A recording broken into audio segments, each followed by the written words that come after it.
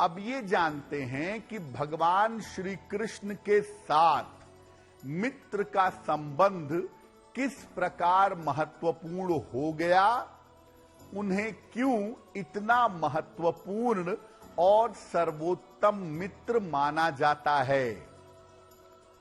भगवान कृष्ण ने अर्जुन के साथ मित्रता की, जिसकी वजह से पूरी दुनिया को भगवत गीता मिली। उद्धव के साथ मित्रता की और सुदामा के साथ भी मित्र का संबंध रखा।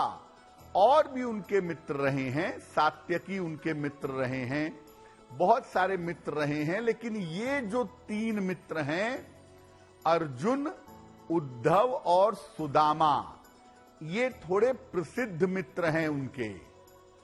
उद्धव के साथ उनकी मित्रता के कारण जीवन का दर्शन मिला। भगवान कृष्ण ने उद्धव को भी ज्ञान का एक संदेश दिया है, जिसके बारे में शायद कम लोग जानते हैं। उसे उद्धव गीता कहते हैं।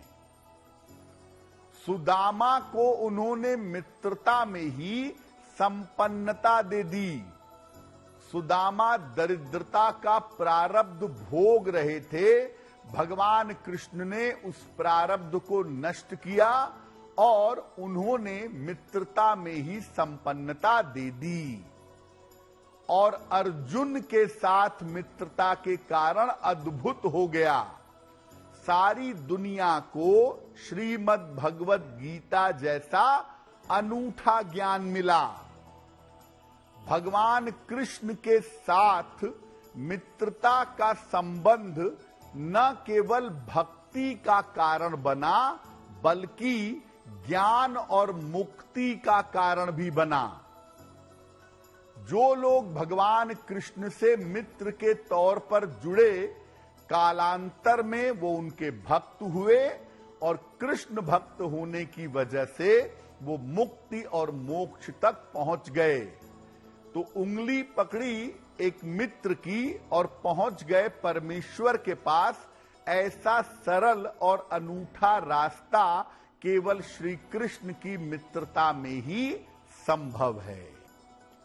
अब ये जानते हैं कि भगवान कृष्ण के साथ अपनी मित्रता कैसे स्थापित की जाए। देखिए, मित्रता के लिए सबसे महत्वपूर्ण जो चीज है वो है ईमानदारी। आप अपने मित्र से छल न करें, फरेब न करें, बेईमानी न करें, मित्र के साथ ईमानदार रहें, ये सबसे महत्वपूर्ण है। इसीलिए अगर आप श्री कृष्ण को मित्र बनाना चाहते हैं तो जीवन में ईमानदार बनिए। अपनी सारी समस्याएं, अपने दुख, अपने सुख, अपनी कष्ट, अपनी उपलब्धि उनसे मित्र की तरह कहिए। शुरू में तो आपको उत्तर नहीं मिलेगा इसका, लेकिन जब धीरे धीरे आप उनसे बात करना शुरू करेंगे, जब आप धीरे धीरे अपनी समस्याएं कहेंगे, अपना सुख और दुख बांटेंगे, तो आपको अंतर आत्मा में अंदर से उसका समाधान मिलेगा। तो इसके बाद अंतर आत्मा में उसका जो भी समाधान मिले उसे स्वीकार करिए।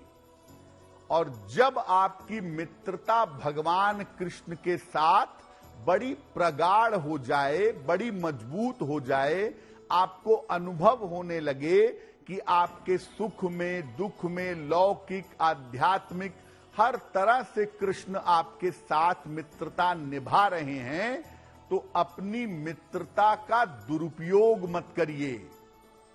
देखिए, ईश्वर से मित्रता हो जाना एक बहुत बड़ी उपलब्धि है, लेकिन आप उनके मित्र हो गए और उसके बाद आप अपनी मित्रता का दुरुपयोग करते हैं, उल्टी सीधी कामनाएं करते हैं, उल्टी सीधी याचनाएं करते हैं, तो ऐसा करना आपके लिए सही नहीं होगा।